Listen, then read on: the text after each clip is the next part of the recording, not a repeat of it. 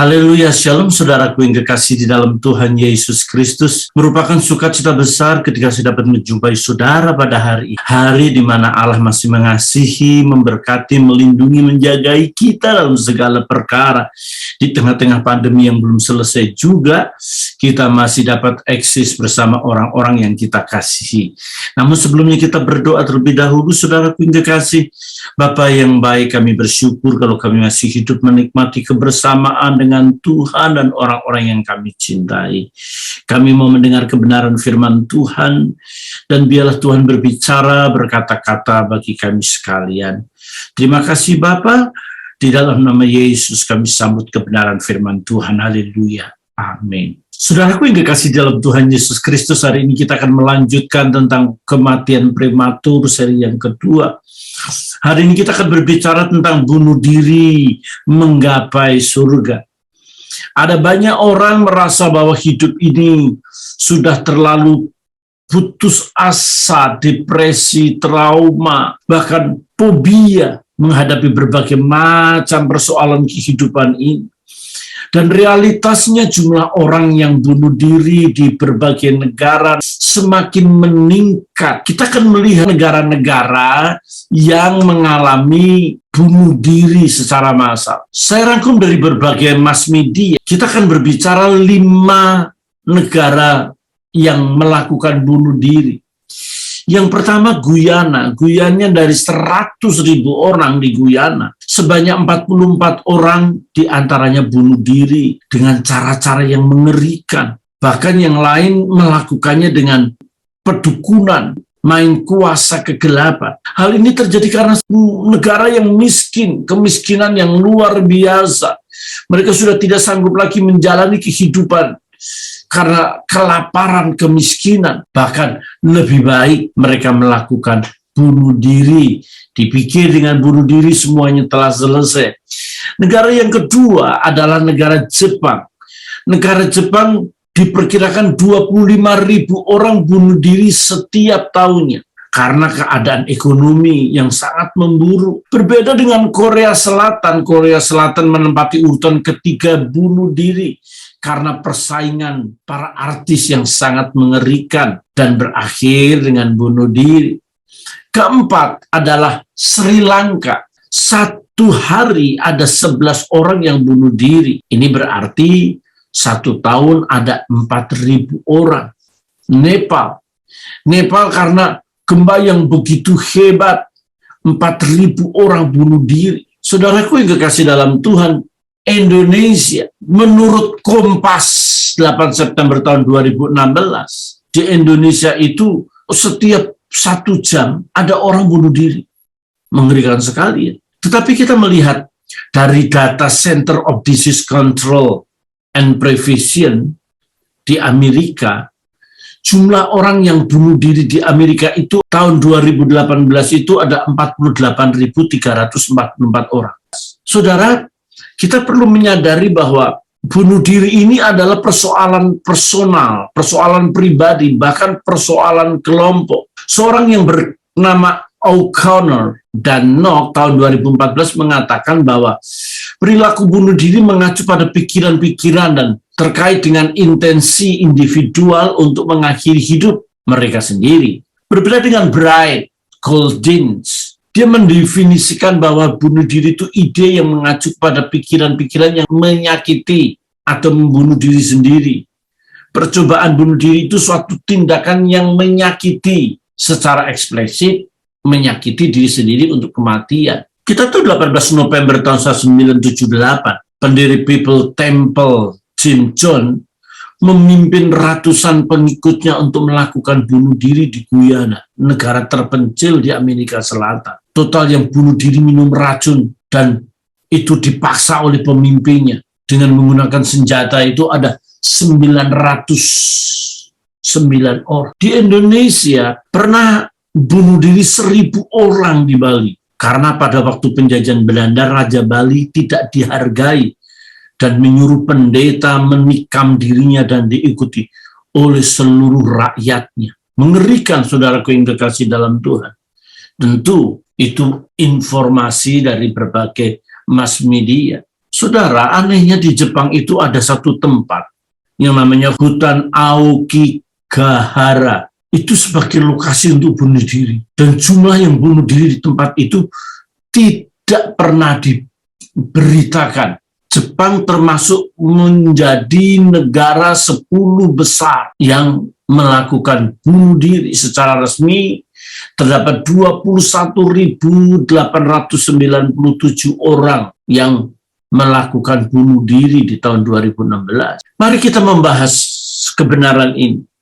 Mengapa orang bunuh diri? Orang bunuh diri karena mengalami complicated persoalan. Persoalan beban yang sangat rumit. Entah itu rasa malu, entah itu rasa tersingkirkan, atau penyakit yang sudah lama menaun, penyakit yang tidak sembuh-sembuh, penyakit yang menghabiskan begitu banyak biaya.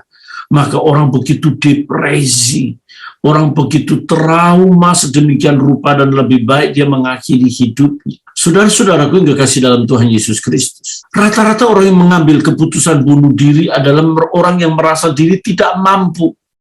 Saya menamakan orang yang memiliki defisit spirit, yang dominan di dalam dirinya itu hanya persoalan, masalah, beban, penyakit. Ada orang merasa diri sudah tidak ada gunanya, merasa diri sangat bersalah terhadap sebuah peristiwa. Namun harus dipahami juga begitu banyak orang yang bunuh diri bukan karena kemauannya, karena orang lain, dari pihak lain. Ada orang bunuh diri menyelamatkan keluarganya, lebih baik dia menyelamatkan keluarganya.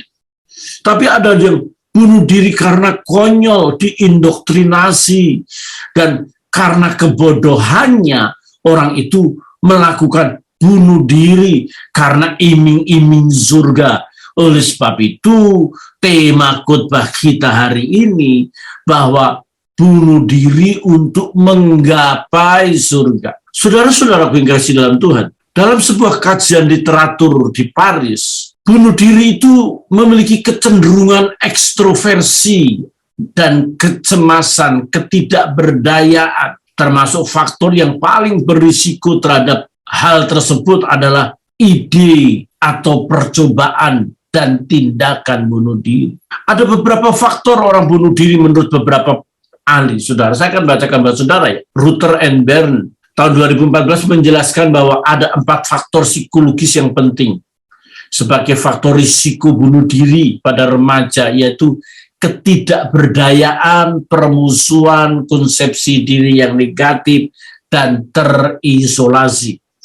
Saya ulang, ada banyak remaja yang bunuh diri karena satu, ketidakberdayaan, permusuhan, konsep diri yang negatif, dan terisolasi. Dan orang-orang ini memiliki ide, sebuah ungkapan karena ketidakberdayaan, karena tidak kuatnya hubungan satu dengan yang lain, saudaraku yang kekasih dalam Tuhan. Dan perilaku seperti ini berpotensi mengerikan dalam kehidupan seseorang. Ketika ide bunuh diri terdapat di dalam diri seseorang, perlu dipahami bahwa orang tersebut membunuh pola pikirnya, membunuh eksistensi dirinya, dan harus bertindak segera mengakhirinya. Saudara, sebagai anak-anak Tuhan kita perlu mempelajari bahwa bunuh diri itu harus dipahami secara holistik dan komprehensif, agar kita tidak mudah menghakimi dan memvonis mereka. Orang yang bunuh diri itu pasti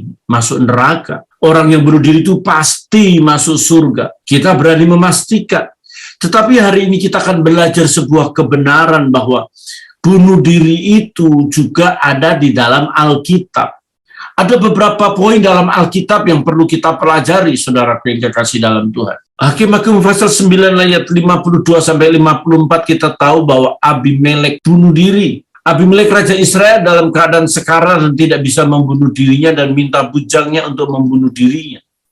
Lalu sampailah Abimelek ke menara itu, menyerangnya dan dapat menerobos sampai ke pintu menara itu untuk membakarnya. Tapi seorang perempuan menimpakan sebuah batu kilangan kepada Abimelek dan memecahkan batu kepalanya. Dengan segera dipanggilnya bujang pembawa senjata dan berkata kepadanya, "Hunuslah pedangmu dan bunuhlah aku, supaya jangan orang berkata tentang aku, seorang perempuan membunuh dia, lalu bujangnya itu menikam dia sehingga mati. Ini orang bunuh diri, Raja Abimelek ini bunuh diri dengan cara orang lain harus membunuh dirinya karena perasaan malu. Jangan sampai ada wanita yang membunuh. Dan hakim-hakim juga mencatat Simson. Simson membunuh dirinya karena memang sudah tidak lagi berdaya. Ada rasa malu yang luar biasa. Hakim-hakim 16 ayat 29-30 mengatakan. Kemudian Simson merangkul kedua tiang yang paling tengah penyangga rumah itu, lalu bertopang kepada tiang yang satu dengan tangan kanannya dan kepada tiang lain dengan tangan kirinya. Berkatalah Simson, biarlah kiranya aku mati bersama-sama orang Filistin ini. Lalu membungkuklah ia sekuat-kuatnya, maka rubuhlah rumah itu menimpa raja-raja kota itu dan seluruh orang banyak yang ada di dalamnya. Yang mati dibunuhnya pada waktu matinya itu lebih banyak daripada yang dibunuh pada waktu hidupnya. Saudara harus dipahami, ada tekanan yang luar biasa di dalam diri Simson. Dia sudah gagal menjadi hakim. Dia sudah jatuh dalam dosa. Dia tidak lagi mendengar orang-orang berkata bahwa dia adalah umat pilihan. Dia nasir Tuhan. Simson tidak lagi mengindahkan bahwa jati dirinya umat pilihan Allah. Dia jatuh dalam dosa, dalam perzinahan, dalam kegagalan. Oleh sebab itu dia frustasi, aku harus mati bersama-sama orang-orang ini. Sekalipun dia dianggap pahlawan, di mana orang-orang mengagumi dia karena kematiannya membunuh begitu banyak orang. Saudara-saudaraku yang kekasih dalam Tuhan Yesus Kristus, kita tahu bahwa Raja Saul juga bunuh diri. Padahal Saul adalah orang yang dipilih Tuhan, diurapi oleh Samuel sendiri. Dia memang dipilih oleh Tuhan. Dia bukan hanya dipanggil, dia dipilih, diurapi, ditaruh jabatannya menjadi raja. Karena dia tidak berhati-hati, maka dia mati dengan konyol bunuh diri. Di hari-hari akhirnya ia melihat kekalahan yang sangat hebat daripada ia dipermalukan musuh. Maka ia bunuh diri. Lalu berkatalah Saul kepada pembawa senjatanya, "Hunduslah pedangmu dan tikamlah aku, supaya jangan datang orang yang tidak bersunat ini menikam aku dan memperlakukan aku sebagai permainan." Tetapi pembawa senjata tidak mau karena ia sangat segan. Kemudian Saul mengambil pedang itu dan menjatuhkan dirinya ke atasnya. Ketika pembawa senjata itu melihat bahwa Saul telah mati, ia pun menjatuhkan dirinya ke atas pedangnya, lalu mati bersama-sama Saul. 1 Samuel 31 ayat 4-5. Saudaraku, Saul juga mati karena rasa malu, kekalahan yang luar biasa yang dihadapi. Daripada membawa rasa malu, dia bunuh diri. Ahitofel bunuh diri karena nasihat kepada Absalom tidak didengarnya. Ia pergi, ia bunuh diri. Alkitab mencatat ketika dilihat Ahitofel bahwa nasihat tidak dipedulikan, dipasangnyalah pelana keledainya, lalu berangkatlah ia ke rumahnya, ke kotanya. Ia mengatur urusan rumah tangganya, kemudian dia menggantungkan diri. Demikian ia mati, lalu ia dikuburkan dalam kuburan ayahnya. 2 Samuel 17 ayat yang ke-23. Saudaraku yang kekasih, orang ini mati karena rasa tertolak, karena nasihatnya tidak diterima oleh orang. Ada begitu banyak orang mau minta penghargaan terhadap orang lain. Orang-orang seperti ini adalah orang-orang yang dulunya terkenal, dulunya hebat, namun di hari-hari akhirnya atau mungkin ketika dia pensiun, dia tidak menjabat lagi, dia stres. Saudara, Zimri juga bunuh diri. Segera sesudah Zimri melihat bahwa kota itu telah direbut, masuklah ia ke dalam puri istana raja, lalu membakar istana raja itu, sedang ia sendiri ada di dalamnya. Ia mati. Dalam 1 Raja-Raja 16 ayat 18. Saudaraku, Zimri bunuh diri didasarkan atas ketakutan musuh nanti menganiaya. Kita perlu tahu di zaman purba, di zaman masa lalu, kalau orang menganiaya musuh itu, saudaraku yang kekasih, udah tidak ada belas kasihan, mencongkel matanya, menusuk perutnya, dan dipermalukan.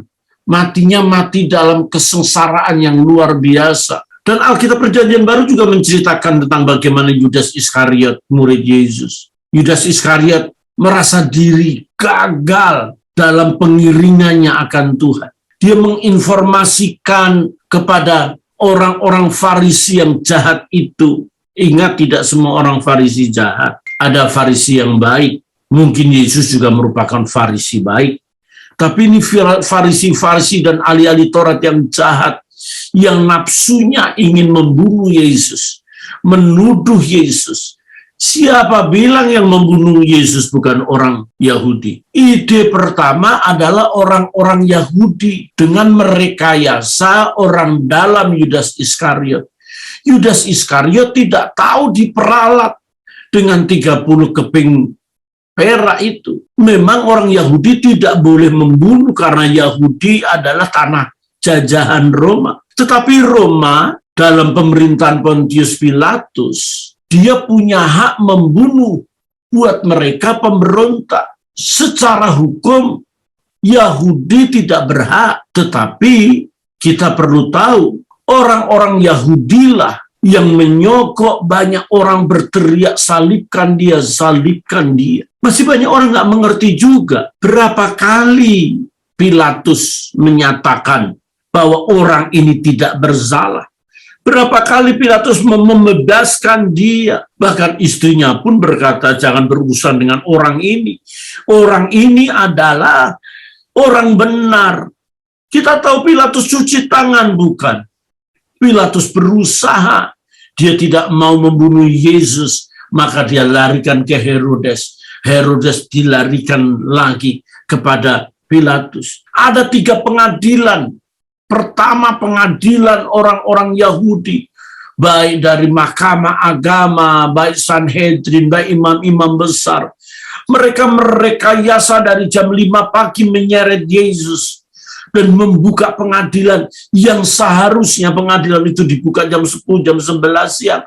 Itu jam 5 pagi, betapa liciknya mereka. Dan mereka memvonis bahwa Yesus sebagai penista agama, Yesus sebagai menyangkal Allah. Saudara, tidak tahukah kita ketika mereka berteriak bahwa biarlah darahnya tertanggung atas kami, maka jutaan orang-orang Yahudi dibantai, jutaan orang-orang Yahudi digantung, disembelih. Dari Titus tahun 70 sampai Hitler, di mana-mana orang Yahudi harus membayar harganya karena menyalibkan Yesus. Yang menyalibkan Yesus memang orang Roma, yang menyalibkan Yesus memang pemerintah Roma. Tetapi pemerintah Roma itu atas informasi, atas dukungan orang-orang Yahudi, khususnya ahli Taurat dan orang-orang Farisi yang jahat.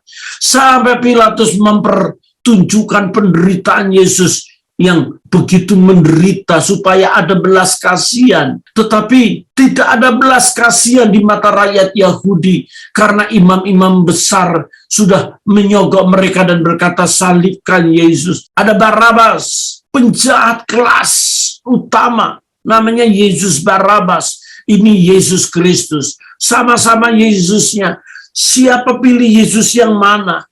Mereka memilih Yesus Barabas, di mana orang itu harus dilepaskan dan Yesus Kristus harus disalibkan. Mari kita melihat sebuah kebenaran ini penting untuk kita renungkan hari demi hari. Sehingga Yudas Iskariot mati, bunuh diri. Dalam Matius 27 ayat 38. Bunuh diri ini sudah diprediksi oleh Yesus. Maka Alkitab mencatat dengan jelas. Yesus tahu bahwa Yudas akan mengkhianatinya. Yudas begitu jahatnya. Dia katakan dalam Matius 26 ayat 34, anak manusia memang akan pergi sesuai dengan yang ada tertulis tentang dia. Akan tetapi celakalah orang yang olehnya anak manusia diserahkan. Adalah lebih baik bagi orang itu sekiranya ia tidak dilahirkan. Matius 26 ayat 34, kita tahu kebenaran itu. Yesus ingin mengungkapkan bahwa kelakuan Yudas yang bunuh diri itu lebih baik dia tidak dilahirkan. Mengapa dia lebih baik tidak dilahirkan? Untuk apa hidup menjadi pengkhianat? Untuk apa hidup tidak mendengar kebenaran firman Tuhan? Dan frustasi dan kefrustasiannya itu mengakhiri hidup dan mengambil hak hidup daripada Tuhan. Kita mengerti percobaan bunuh diri juga ada saat penjara gempa. Penjara yang memenjarakan Paulus di sana, terjadi guncangan hebat karena Paulus dan Silas berdoa dan memuji Tuhan. Tidak pernah ada dalam sejarah, dalam pemerintahan Roma di sana, bahwa orang-orang yang dipenjara ada pujian dan penyembahan, ada doa, selain orang-orang yang percaya kepada Kristus. Yang ada dalam penjara adalah sumpah serapah, makian, kutukan. Tetapi berbeda dengan Paulus dan Silas, mungkin juga orang-orang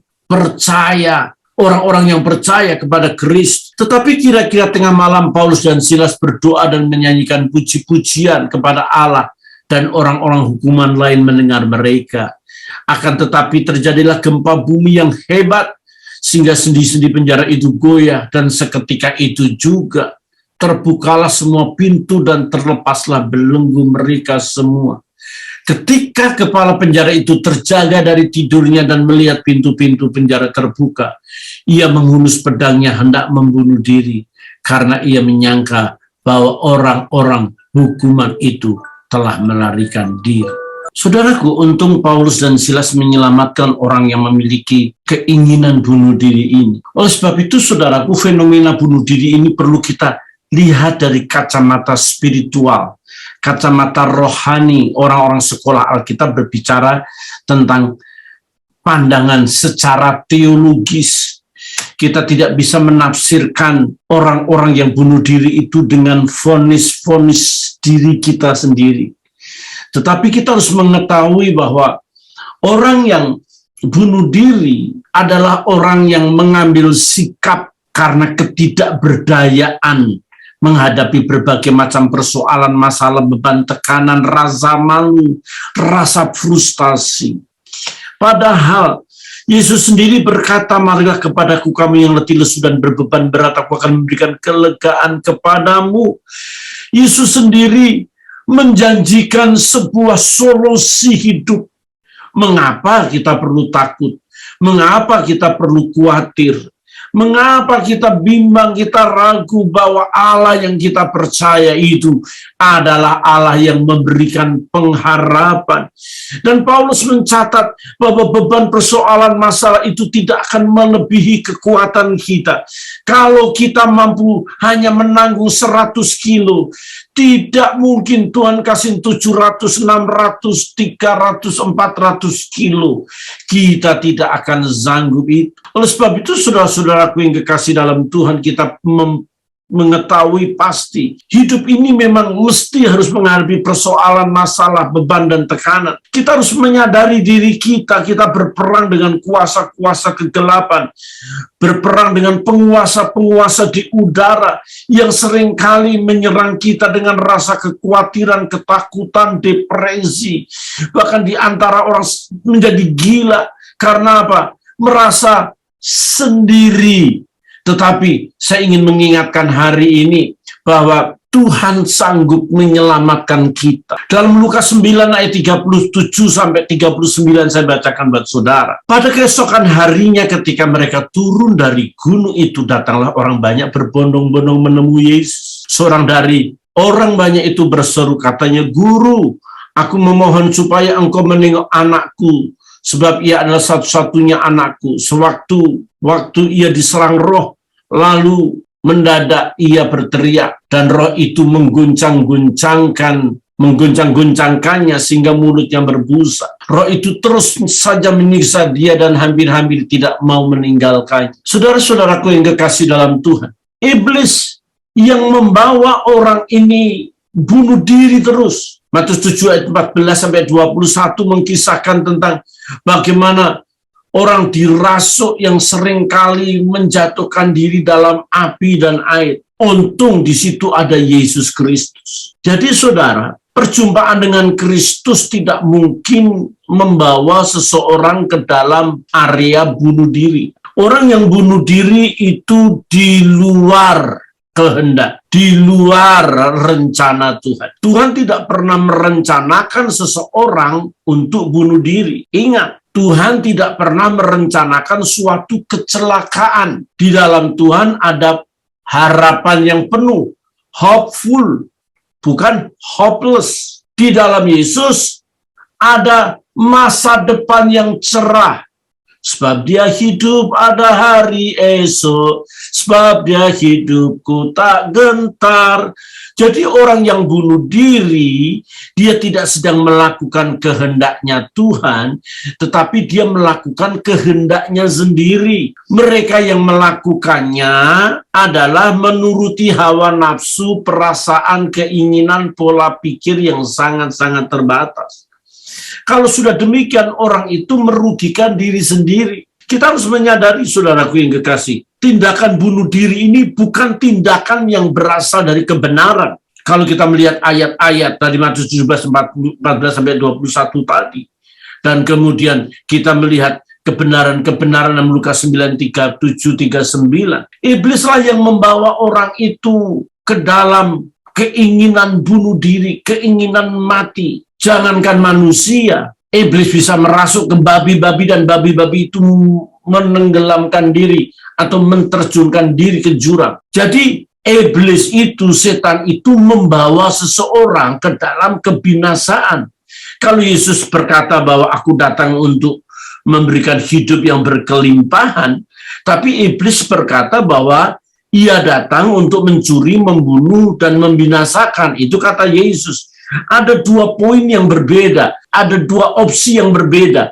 Opsi pertama adalah iblis mencuri, membunuh, dan membinasakan, tetapi opsi kedua, Yesus memberikan hidup dan hidup yang berkelimpahan. Oleh sebab itu saya ingin mengingatkan kembali kepada saudara, yang pertama menjadi renungan kita. Orang yang bunuh diri karena keinginan diri sendiri, itu dia tidak sedang melakukan rencana dan kehendak Tuhan. Orang yang melakukan bunuh diri, dia tidak sedang berada dalam tatanannya Tuhan. Dia tidak sedang berada dalam atmosfernya Tuhan. Mengapa itu bisa terjadi? Karena yang bergerak, yang menguasai dirinya, yang mendrive dirinya adalah kuasa yang bertolak belakang dengan kebenaran. Kebenaran yang ada orang harus punya kehidupan, tetapi kebenaran yang menurut kekuasaan dari si jahat adalah membawa ke dalam kematian, membawa ke dalam kebinasaan. Oleh sebab itu kita perlu menyadari, kita perlu tahu dengan pasti, saudaraku yang kekasih dalam Tuhan. Ada sebuah keindahan, ada sebuah kenikmatan ketika kita hidup di dalam Tuhan. Oleh sebab itu, Pengkhotbah 7 ayat 17 mencatat dengan jelas bahwa janganlah kita terlalu fasik dan janganlah kita bodoh. Mengapa engkau mau mati sebelum waktunya? Mengapa engkau mau mati sebelum waktunya? Orang yang bunuh diri itu mati bukan waktunya Tuhan, waktunya dia sendiri. Waktunya Tuhan seharusnya dia mati umur 50 tahun, tetapi 24 tahun dia menjalani sebuah kehidupan dengan kebodohan yang amat sangat, dengan mengkonsumsi narkoba sehingga dia overdosis. Ketika dia overdosis, maka dia mati. Dia overdosis sehingga membuat tubuhnya tidak berdaya menampung daripada narkoba tersebut. Akhirnya dia mati. Saya sendiri pernah mengubur orang yang overdosis umur 24 tahun ketika dia bawa mobil dan dia menabrak tembok. Dalam keadaan di mobil dia mati overdosis. Saudara tahu, belum 24 jam tetapi tubuhnya sudah rusak, matanya sudah tidak normal, matanya masuk ke dalam, bibirnya bengkak. Waduh saudara, itu menakutkan sekali. Sampai mamanya bilang harus tutup peti langsung.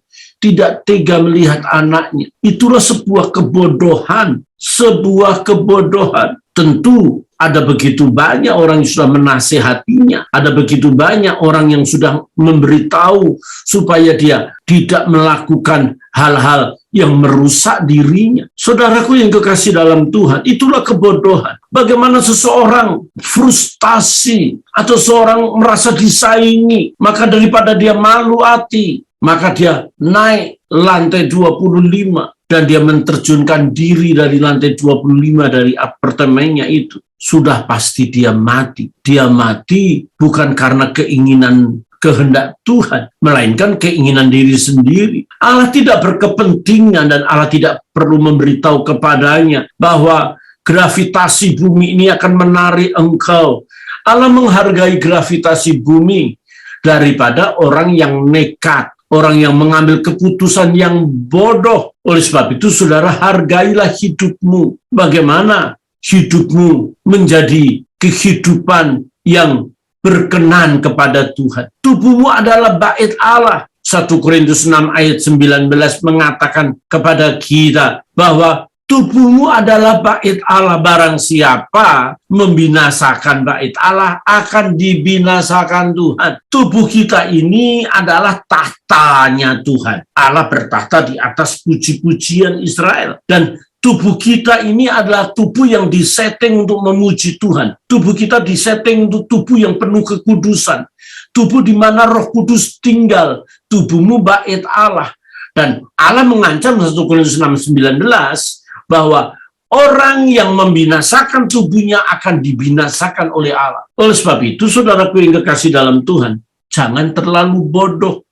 Siapa orang yang bodoh? Orang yang bodoh adalah orang yang tidak mengenal kebenaran, orang yang tidak tahu kebenaran, orang yang tidak mengerti kebenaran. Kebenaran yang ada bahwa Allah menciptakan kita segambar dan serupa Allah Demu dan Stelem, Imago Dei, yang memiliki kita sama dengan citranya Tuhan.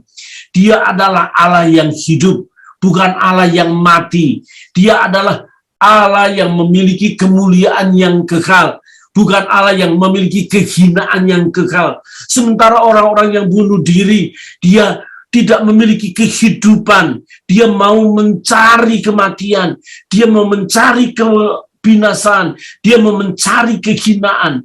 Dia mati sebelum waktunya, mati prematur. Dan hal ini bisa terjadi karena orang-orang yang sudah diindoktrinasi dengan kebenaran yang salah. Bagaimana dia menantikan sebuah surga yang penuh kemuliaan, surga yang penuh keagungan.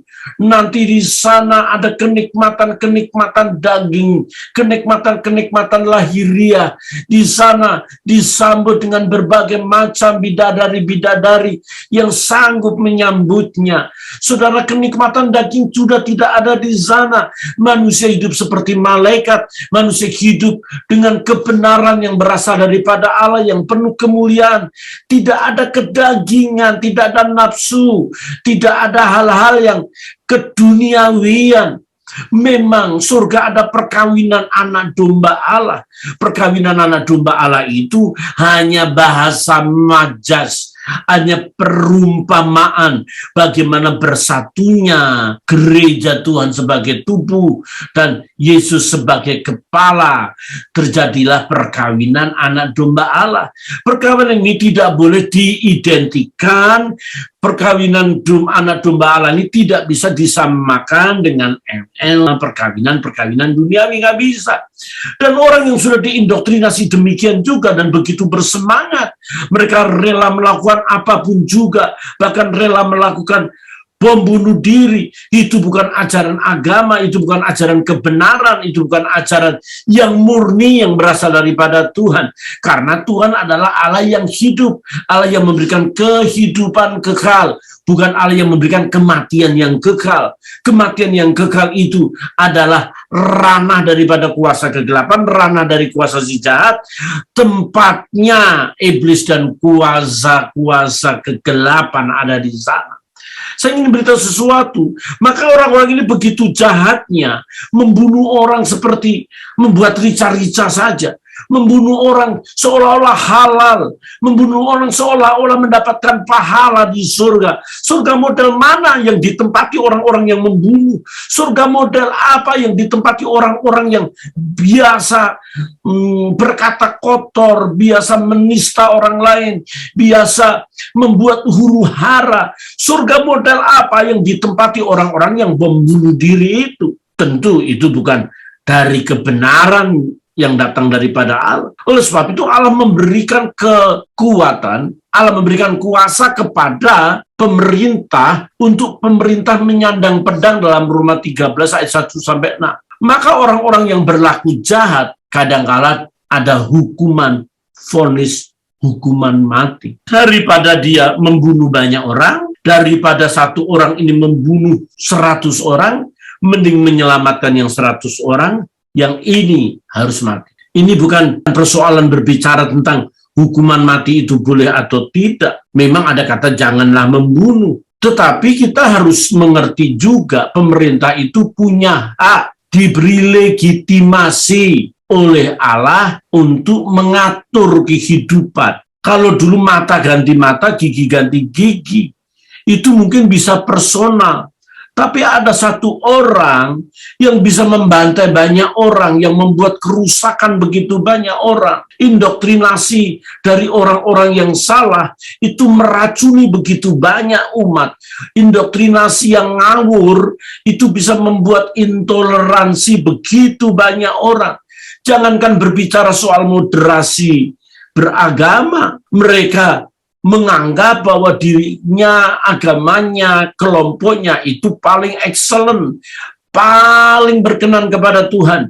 Bahkan mereka menjadikan dirinya Tuhan-Tuhan di bumi yang bisa memberikan keputusan menghabisi orang lain. Maka oleh karena kejahatan, mereka mendapat vonis.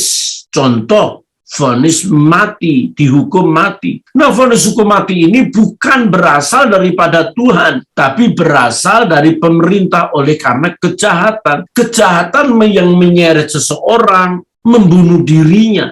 Kejahatan yang memastikan seseorang berada dalam sebuah ranah kematian. Oleh sebab itu, saudara-saudaraku yang kekasih dalam Tuhan Yesus Kristus, mari kita merenung kebenaran firman Tuhan. Kematian prematur, salah satunya bunuh diri. Kalau orang bunuh diri ini sudah dipastikan mengalami kegagalan dalam berinteraksi dengan Tuhan. Orang yang bunuh diri, dia orang yang sudah melupakan Tuhan. Orang yang menganggap seolah-olah Tuhan tidak ada. Bukankah Tuhan sudah berkata bahwa dia menjadi sahabat yang baik? Dia gembala yang baik. Dia memelihara kita, El Shaddai. Dia menjagai kita. Yehova Jireh menyediakan segala yang kita butuhkan. Bukankah dia juga pembela kita yang menyertai kita hari demi hari dalam hidup? Mengapa kita harus mengakhiri hidup ini dengan berbagai macam tindakan-tindakan yang destruktif, tindakan-tindakan konyol, tindakan-tindakan yang salah satu demi satu dan berjalan terus, itu mencapai satu puncak atau satu titik kulminasi. Orang hopeless, tidak ada harapan, sehingga orang akan mengakhiri hidupnya. Tetapi iman di dalam Yesus adalah iman yang optimis, iman yang progresif, iman yang terus bertambah naik, orang yang menapaki kehidupan dari kemuliaan demi kemuliaan, dari berkat menuju berkat dan kelimpahan. Karena ketika kita percaya Yesus, maka Yesus mengampuni dosa kita, dari dosa kita diampuni, terus kita disembuhkan, dipulihkan, dan diberkati. Mungkin kita dari miskin menjadi berkat, kita diberkati dan menjadi berkat, dan sangat diberkati. Betapa indahnya, saudaraku yang kekasih, ketika kita menaruh harap kita kepada Tuhan dan dijauhkan Tuhan kiranya daripada kita, untuk kita memiliki pola kehidupan dengan target yang salah, yakni mati secara prematur. Tapi mati sesuai dengan kehendaknya Tuhan. Bagaimana mati sesuai dengan kehendak Tuhan? Minggu yang akan datang kita akan berbicara lebih jauh lagi. Mati sesuai dengan kehendak Tuhan. Kiranya Tuhan memberkati. Amin. Mari kita berdoa bersama-sama. Bapak yang baik, kami bersyukur ketika kami menyadari bahwa Tuhan luar biasa dan dahsyat. Jagai kami agar kami tidak jatuh dalam berbagai macam pencobaan. Pencobaan-pencobaan itulah yang membuat kami putus asa dan membawa kami ke dalam jurang yang jauh daripada Tuhan. Untuk itu Tuhan, para jemaat-Mu dimanapun mereka berada, Engkau tolong berikan mereka kemampuan kehidupan dan semangat untuk mereka menjalani hari-hari bersama Tuhan. Terima kasih Bapak, dalam nama Yesus berdoa, haleluya. Amin. Terima kasih saudara yang kasih. Saya bersuka ketika saudara like, subscribe, dan komen, dan kami akan berikan kebenaran-kebenaran baru buat setiap saudara. Tuhan memberkati. Amin.